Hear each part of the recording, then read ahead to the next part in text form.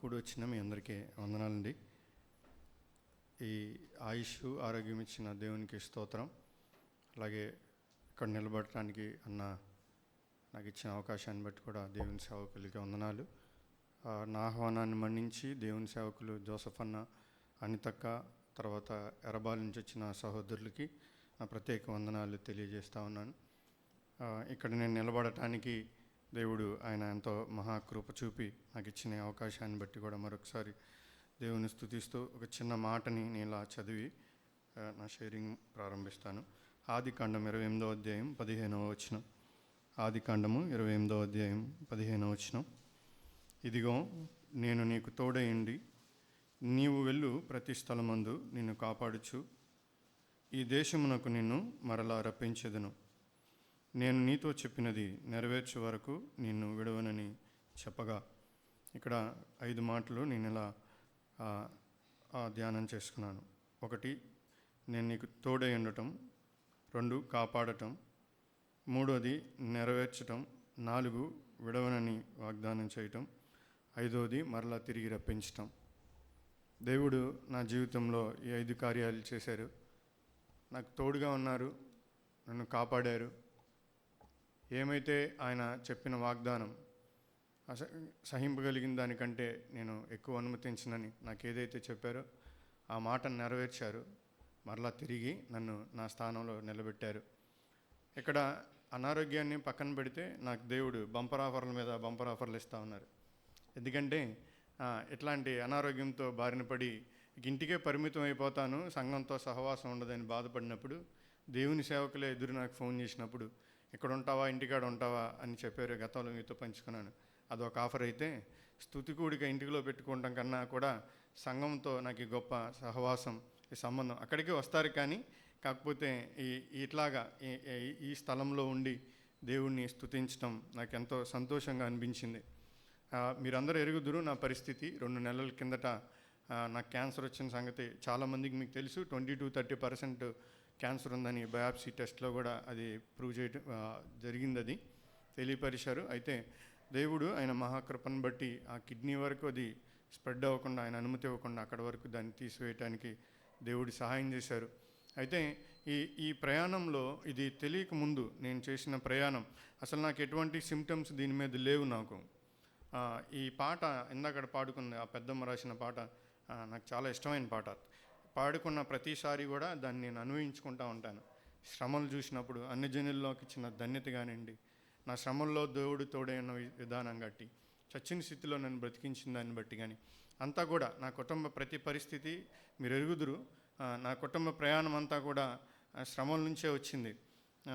మా తమ్ముడికి 2009లో కాలు ఇరిగి ఎడమ వైపు 2 సైడ్లు 2 పక్కల చెరుకు కుట్టినట్లే ఇరిగిపోయింది. బైపాస్ రోడ్లో యాక్సిడెంట్ జరిగి 20 అడుగులు పైకి ఎగిరి అదే కారు మీద పడితే అక్కడి నుంచి ఉస్మాన్ పెట్రోల్ బంక్ ఉంటుంది, అక్కడ దాకా ఈడ్చుకెళ్ళిపోయింది ఆ మారుతి షిఫ్ట్ కారు. అది ఒక ఇన్సిడెంట్ జరిగితే మా నాన్నకి 3 సార్లు పక్షవాతం వచ్చి కుడి కాలు కుడి చేయి పడిపోయినాయి. అది అలా జరిగి మా తమ్ముడు బెడ్ మీద ఉంటే కుక్కరపల్లి పార్వతి 2 కాళ్ళు కాలిపోయినాయి. అలాగా కొంచెం ముందుకు పోతూ ఉంటే మా అమ్మకి క్యాన్సర్ వచ్చి రైట్ సైడ్ కిడ్నీ తీసేశారు. ఆ సందర్భంలో సాత్విక్ ఇంట్లో ప్రార్థన చేసుకుంటుంటే సీలింగ్ ఫ్యాన్ ఇరిగిపోయి తలకాయ పగిలి కుట్లు పడ్డాయి. అది కొంతకాలం గడిచింది కదా అని మరికొంత ముందుకు వెళ్తూ ఉంటే ఆ చిన్న కుమారుడు స్కూల్కి వెళ్ళి బెంచుల మీద దూకితే ఇటుపక్క ఇవి 2 బోన్లు ఇరిగిపోయాయి. ఇట్లా కొంత గడుపుతూనే ఉన్నప్పుడు మరికొంతకాలం సమయం తర్వాత మరలా ఇది నాకు ఇట్లాంటి వ్యాధి సంభవించింది. అయితే నేను ఇక్కడున్న మాతో నివాసం ఉంటున్న అన్ని జనులందరూ కూడా ఏమనుకుంటున్నారంటే, మొదట్లో దేవుణ్ణి నమ్ముకున్నావు కదా, వీళ్ళకేంటి ఇలాంటి పరిస్థితి ఉంది, ఈ కుటుంబం ఏంటి ఇట్లా ఉంది అనుకుంటున్నారు. కానీ నాకైతే పౌలు గారు చెప్పినట్లు ఆయన బలహీనత యందు దేవుని శక్తి సంపూర్ణమవుతున్నది. వాళ్ళతో నేను ఇలా మాట్లాడుతూ ఉంటాను. నన్ను అడుగుతున్నప్పుడు ఏంటి మీరు ఇలా జరుగుతున్నాయి కదా అంటే, దేవుడు అలా నలక్కొట్టబోతే మారే రకాలం కాదు మేము. అలాగే దేవుడు ఆ శ్రమల గుండా మమ్మల్ని నడిపించకుండా ఉన్నట్లయితే మా నాన్న కానీ నేను కానీ మా తమ్ముడు కానీ మేము లొంగే రకాలం కాదు, మారే రకాలం కాదు. కొంతమందికి శ్రమ ఇబ్బందికరమైతే మాకు దేవుడు పెట్టిన శ్రమ అయితే చాలా సంతోషం. ఎందుకంటే ఈరోజు మేము రక్షణలోకి రావడానికి దేవుడిచ్చిన శ్రమ, మేము ఇట్లాంటి సహవాసంలో చేరటానికి దేవుడిచ్చిన శ్రమే.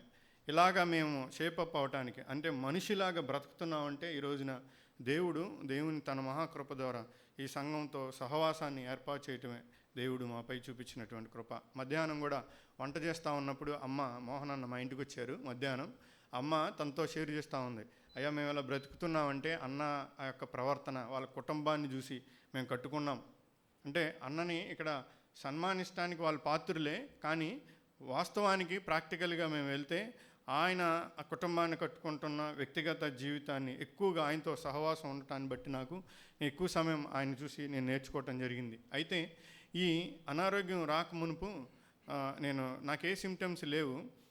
ఇలాగా అక్క యాన్యువల్ చెకప్కి వెళ్తూ ఉన్నప్పుడు మైల్డ్ బీపీ కనపడుతున్నప్పుడు అన్న గుంటూరు వెళ్తూ అన్నతో ఇలా చెప్పాను, అన్న కొంచెం బీపీ కనిపిస్తుందంటే ఆ అన్న మర్చిపోకుండా మరుసటి రోజుకి నిర్మలక్కతో ఫోన్ చేసి ఇట్లాగా నాగూరికి కూడా ఓపీ తీసుకో, అతను కూడా ఫుల్ బాడీ చెకప్ చేయించండి అని చెప్పారు.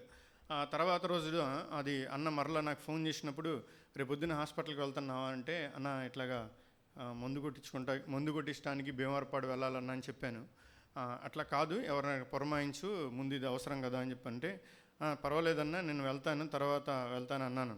అన్న తర్వాత మళ్ళీ ఒక సెకండ్ పాటు అలా ఆలోచన చేసి అక్కకు కూడా తోడు ఉండాలి కదా, అంటే ఏదో ఒక రకంగా పంపించాలని అక్కకు కూడా తోడు ఉండాలంటే, అన్న నిర్మలక్క ఉన్నారన్నా, ఉంటే ఉన్నారు, ముందు నువ్వు వెళ్ళమని చెప్తున్నాను కదా, నీకు చెప్పేది అదే కదా అని చెప్పేసి అన్నారు. రేపు వెళ్తానన్నా అన్న, రేపు వెళ్ళేది ఇవాళే వెళ్ళు అని చెప్పి అన్నారు. అంటే ఆ తీవ్రతమైన స్వరం నాకు వినిపించినప్పుడు వెంటనే నేను ఏం చేశానంటే, సరే అన్న వెళ్తాను అని చెప్పి అక్కడ వెళ్ళటం జరిగింది. వాస్తవానికి ఏంటంటే నేను ఏదైనా కార్డియాక్ రిలేటెడ్ ఏదైనా బయటపడుతుందేమో అనుకొని ఉద్దేశంతో ఉన్నా. అక్కతో టెస్ట్ చేయించుకుంటున్నప్పుడు అక్క మాట్లాడుతుంటే, అక్క వాళ్ళ దగ్గర ఈ డ్రెస్ తీయాలంటే సిగ్గుగా ఉందక్క అంటే, విజయక్క అన్నారు, నగూరు ఒకసారి మనం ఇక్కడికి వచ్చినాక వాళ్ళకు మనం అప్పగించుకుంటామే, చేసేది ఏం లేదు అని అన్నప్పుడు సరే అని చెప్పేసి అట్లా వచ్చిన తర్వాత అన్ని రిపోర్ట్స్ వచ్చినాయి. రిపోర్ట్స్ అన్ని వరుసగా చూసుకుంటా బాగానే ఉన్నాయని చెప్పుకుంటా వస్తున్నప్పుడు ఆ అల్ట్రాసౌండ్లో ఒక కిడ్నీ మీద మాస్ ఉందని ఆ డాక్టర్ గారు చెప్పటం, ఆ ట్రేస్ చేసి ఒక టెస్ట్ ఇమ్మని చెప్పారు. టెస్ట్ చేయించుకోమంటే వాళ్ళు అలాగే చెప్తారులే, ఏదో టెస్ట్ రాసి ఉంటారులే అని చెప్పి వదిలేసి నేను వేరొక పని ఉంటే ఆ పని మీద ఊరు వెళ్ళి రెండో రోజు వచ్చాను. రెండో రోజు వచ్చిన తర్వాత మరలా టెస్ట్కి వెళ్ళాలని సహోదరుడు చెప్పినప్పుడు ఏం కాదులే అన్న, వాళ్ళు అలాగే రాస్తారని చెప్పాను. అలాగా టెస్ట్కి వెళ్ళటం జరిగింది. అలా టెస్ట్కి వెళ్ళటం జరిగినప్పుడు ఆ టెస్ట్లో అక్కడికి వెళ్తే 900 అనుకొని సహోదరి అభి 900 అని కొంచెం వినికిడి సరిగ్గా లేక 900 టెస్ట్ అని చెప్పింది. 900 అని టెస్ట్కి వెళ్ళా, అది టెస్ట్ చూపించుకోవాలని కాదు.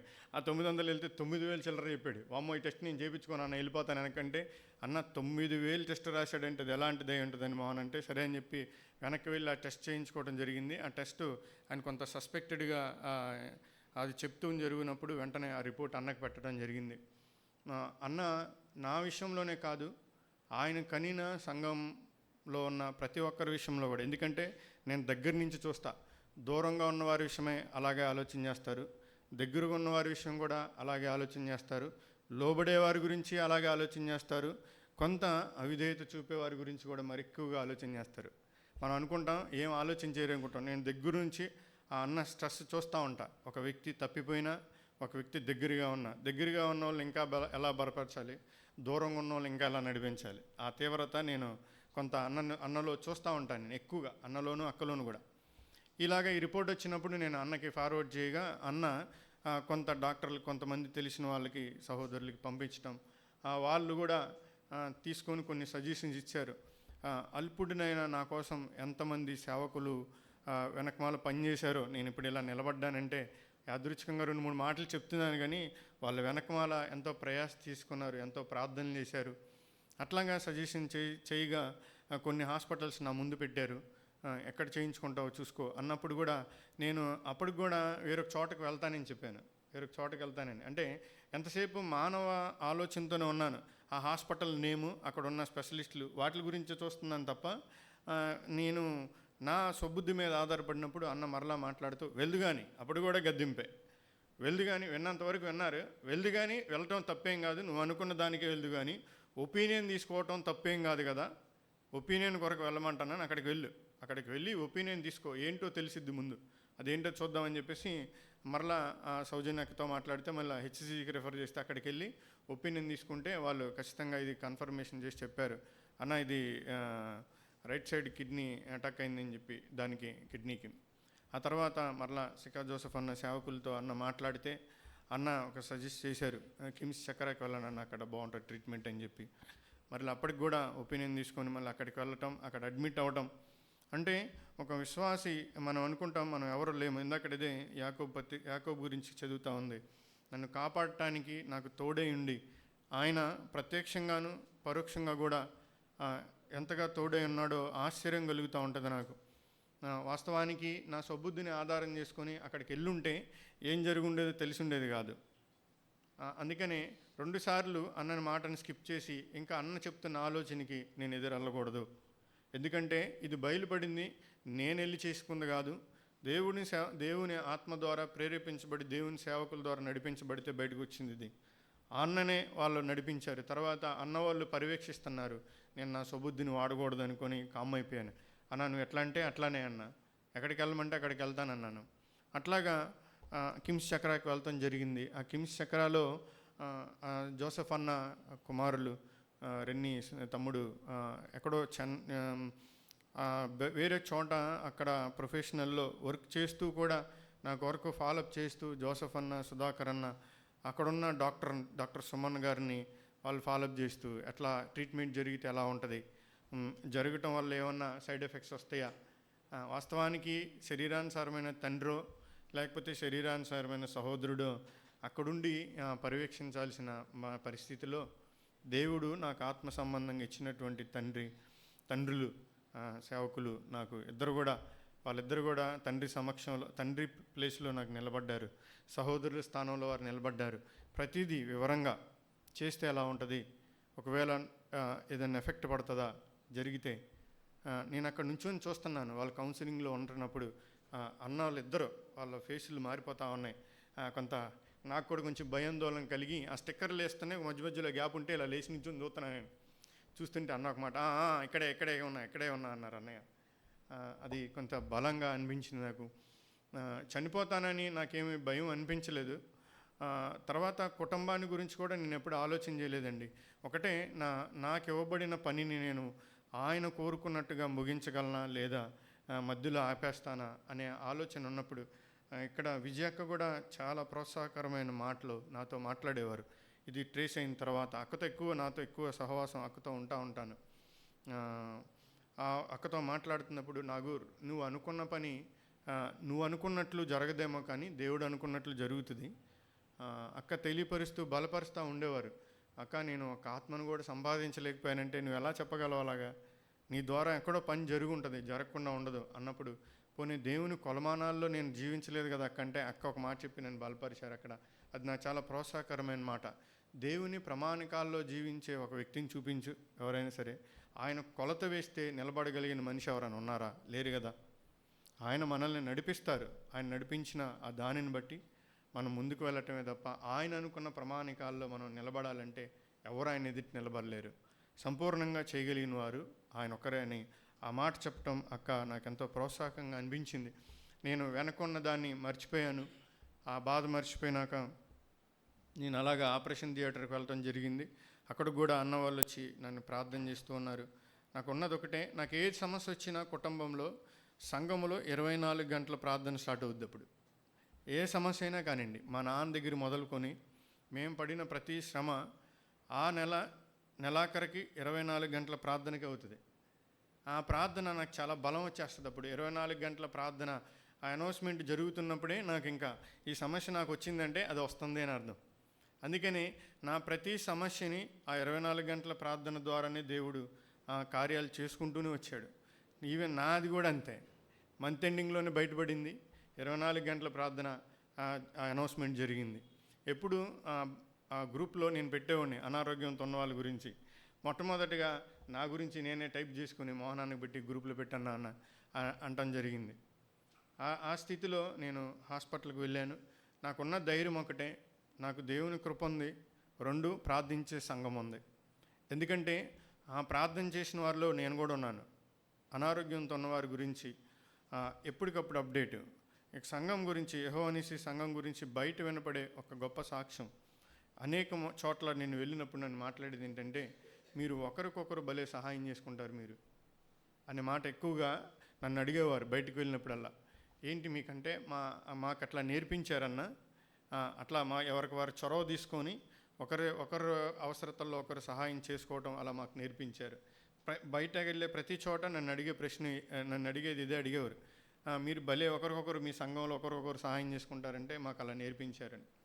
ఇలాగ ఉన్నప్పుడు నేను ఆపరేషన్ తీసుకెళ్లే ముందుట నాకు ప్రొసీజర్ జరిగిన తర్వాత వెనకమాల స్పైనల్కి డ్రైన్ వేసేటప్పుడు ఒక ప్రేయర్ చేసుకున్నాను.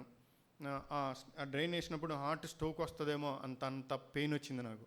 ఆ పెయిన్ వచ్చినప్పుడు ప్రార్థన కూడా ఒకటే ప్రార్థన చేసుకున్నాను. బ్రతికించమని ప్రార్థన చేసుకోలేదు కానీ, ప్రభువా నీ ఎదుట నేను ఒప్పుకోవాల్సినవన్నీ ఒప్పుకున్నాను, ఇంకా నా గమనంలో లేనివి నా హృదయ తలంపుల్లో ఖచ్చితంగా ఉండుంటాయి, వాటి విషయమే కూడా నేను కొన్ని ఒప్పుకుంటే నువ్వు సమస్త దుర్నీతి నుంచి క్షమిస్తానని నువ్వు వాగ్దానం చేసావు కదా, అందుకని నన్ను క్షమించండి, నువ్వు తిరిగి లేపుతానని మాట ఇచ్చావు, ఆ మాట ప్రకారమే నా శరీర ప్రాణాత్మల్ని నీకు చేతికి అప్పగించుకుంటున్నానని కళ్ళు మూసుకున్నాను.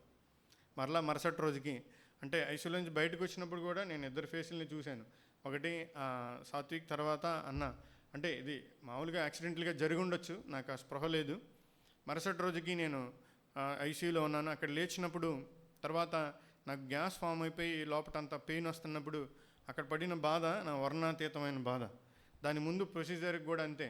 వివస్త్రునిగా ఒక వ్యక్తి మగవాని ముందు నేను నుంచున్నప్పుడు నాకు చాలా బాధ కలిగింది. ఆయన నా ప్రైవేట్ పార్ట్స్ తాకుతూ ఆ షేవ్ చేస్తూ ఉన్నప్పుడు ఏంటి మనిషి బ్రతికి ఇంతేనా, ఎంత అసహ్యమైన బ్రతిగా అనిపించింది నాకు. అప్పుడు కూడా అక్క చెప్పిన మాటే గుర్తొచ్చింది, మనం ఒకసారి ఇక్కడికి వచ్చామంటే మనల్ని మనం అప్పగించుకోవటమే. ఆయన అటు తిరగమంటున్నాడు, ఇటు తిరగమంటున్నాడు, ఆ రేజర్తో లాగుతున్నప్పుడు చాలా అసహ్యం వేసింది బ్రతుకు మీద. వేరొక వ్యక్తి జెండర్, అతను నాతో సేమ్ జెండర్, అట్లా ప్రైవేట్ పార్ట్స్ తాకుతూ ఇట్లా తీస్తూ ఉన్నప్పుడు ఇలాంటి బ్రతిగా మంచిది అనిపించింది, అసహ్యం వేసింది. తర్వాత ఎనిమో చేసేటప్పుడు కూడా చాలా బాధగా అనిపించింది. అది వెనక నుంచి అతను చూస్తూ ఉన్నాడు, సిగ్గుతో కొంత బాధేస్తుంది, కొంత అవి చేయకపోతే పని జరగదు. అట్లా అనిపించినప్పుడు ప్రార్థన చేసుకుంటా ఉన్నాను, ఏంటి ప్రభువా అని. అది కూడా క్షమాపణ అడిగాను. నా ఆరోగ్య పరిస్థితి బాగాలేదు కాబట్టి తను చూడగలుగుతున్నాడు ప్రభువా, అట్లాంటి పరిస్థితి నేను అలా చూపించుకోగలుగుతున్నాను. అప్పుడు కూడా ప్రార్థన చేసుకుని దేవుని క్షమాపణ అడిగాను. అట్లాగా దేవుడు నన్ను ఐసీయూలో తీసుకువెళ్ళినప్పుడు ఆయన స్వస్థపరిచి ఆపరేషన్ కూడా దరిదాపు 3 గంటల 45 నిమిషాలు పైచిలుకు. అప్పటి వరకు కూడా అన్నవాళ్ళు బయట నుంచే ఎదురు చూస్తూ ఉన్నారు వాళ్ళు. నేను ఎందుకు ఇలా చెప్తున్నానంటే, ఒక కన్నబిడ్డ కన్న వాళ్ళ యొక్క ఆతృత ఎంత ఉంటుందో అన్నవాళ్ళు ఇద్దరు కూడా ఇక్కడే ఉన్నారు. వాళ్ళిద్దరు కూడా నేను కళ్ళతో చూసిన బ్రదర్స్ కూడా ఇక్కడ ఉన్నారు. వాళ్ళందరూ ఆ వెయిటింగ్ హాల్లో కూర్చొని ఏం జరుగుతుంది, వాస్తవానికి శరీరానుసారంగా ఉన్న తండ్రి రక్త సంబంధికులు అట్లాంటి స్టేజ్లో ఉంటారు, కానీ వాళ్ళు కూడా ప్రార్థన చేస్తూ ఆ కుర్చీల్లో 3 గంటల 45 నిమిషాలు ఆడే కూడబడి చూస్తూ ఉన్న పరిస్థితి నేను ఆ ఫోటోలు చూస్తున్నప్పుడు నాకు అర్థమవుతూ ఉంది. ఎక్కడి వారం ప్రభువా అనే పాట పాడుకున్నప్పుడు అర్థమవుతుంది ఏ ఊరి వారమో ఎచ్చటి వారమో. ఆయన రక్తంలో కడగబడి రక్త సంబంధికులుగా ఆత్మ సంబంధులుగా ఎంత గొప్ప సంబంధం. అమ్మ కూడా 45 రోజులు ఇంచుమించు సికింద్రాబాద్ హాస్పిటల్లో ఉన్నప్పుడు నేను వాళ్ళ అమ్మకు కూడా చెప్పలేదు, వాళ్ళ రక్త సంబంధికులు కూడా చెప్పలేదు. అప్పుడు ఆదుకుంది కూడా దేవుని కుటుంబమే. ఆ రోజు కూడా దేవుని నమ్మిన ఒక అక్కే నాకు సహాయం చేసింది. నాన్న 34 రోజులు ఆంధ్ర హార్ట్ అండ్ బ్రెయిన్ హాస్పిటల్లో ఉన్నారు, పారాలసిస్ వచ్చి. అప్పుడు కూడా బంధువులు రాలేదు, రక్త సంబంధికులు లేరు, నాన్న స్నేహితులు లేరు. నాన్నతో ఒక మాట చెప్పాను, అమ్మ చర్చికి వెళ్తే నాన్న బూతు మాటలు తిట్టేవాడు. అట్లాంటి స్టేజ్లో నాన్న ఉన్నప్పుడు స్నేహితులని నీ బలాన్ని ఖర్చు పెట్టావు, నీ రక్త సంబంధికులని నీకున్నదంతా వాళ్ళ కోసం ఖర్చు పెట్టి సమయాన్ని ఖర్చు పెట్టావు, కుటుంబంతో ఒక గంట కూడా గడపలేని పరిస్థితిలో ఉన్నావు నాన్న. ఈరోజు నీ రక్త సంబంధికులు లేరు, డబ్బులు అడుగుతామేమో, హాస్పిటల్లో ఉన్నాం, ఖర్చు పెట్టాల్సి వచ్చిద్దేమో, నీ స్నేహితులు లేరు, ఎవరో నిలబడలేదు. నీ కొరకు సంఘం ప్రార్థిస్తూ ఉంది, నీ కొరకు అమ్మ ప్రార్థిస్తూ ఉంది, మేమే నీ ఎదుటి నిలబడ్డామంటే అప్పుడు ఆయన తీర్మానం తీసుకున్నాడు. ఆ బెడ్ మీద ఆయన తీర్మానం తీసుకొని నేను దేవుని నమ్ముకుంటాను అని అక్కడ తీర్మానం తీసుకున్నాడు. నా పరిస్థితిని చూసి తమ్ముడు అన్న నేను కూడా ప్రభువుని నమ్ముకుంటాను. వాస్తవానికి ఇక్కడ నడిపించింది తమ్ముడే. నేను చాలా చోట్లకు వెళ్ళినప్పుడు ఇలా అనుకుంటాను, వాక్యమే కాపరిగా ఉన్న సంఘం లేని పరిస్థితుల్లో ఆ సంఘాల పరిస్థితులు ఎంత దారుణంగా ఉన్నాయో. ఒక చోటకు వెళ్ళినప్పుడు నేను ఇదే ప్రార్థన చేసేవాడిని, ప్రభువా వాక్యమే కాపరిగా ఉన్న సంఘానికి నన్ను నడిపించు అని ప్రార్థన చేసేవాడిని. అలాగే వాక్యమే కాపరిగా ఉన్న ఈ సంఘంలో దేవుడు ఆశగొన్న ప్రాణాన్ని తృప్తిపరిచినట్లు నన్ను నడిపించాడు. వాక్యం ద్వారా నేను కట్టబడ్డాను. నా పైన నాయకులు ఆయన యొక్క ప్రవర్తన వ్యక్తిగతంగా భౌతికంగా కొంత మీరు ఎరుగుదురు, లోపటికి నేను ఎక్కువ ఎరుగుదును. ఎందుకంటే ఎక్కువ సహవాసం ఆ అన్నతో ఉండేది నాకు. ఒక వ్యక్తి నోరు మూసుకొని ప్రసంగం చేసేదాకా నోరు తెరిచి ప్రసంగం చేయొద్దన్న మాట అన్న జీవితం ద్వారా నేను నేర్చుకున్నాను. అది ప్రోత్సాహకరంగా ఉంటుందని నేను చెప్తున్నానండి. ఈ మాట అన్నని సన్మానించుతాను అనుకుంటున్నారని మాత్రం అనుకోమాకండి. అట్లాగా నేను ప్రోత్సహించబడ్డాను. ఆయన వ్యక్తిగత ప్రార్థనా జీవితం కొంతమట్టు ఎరుగుదును.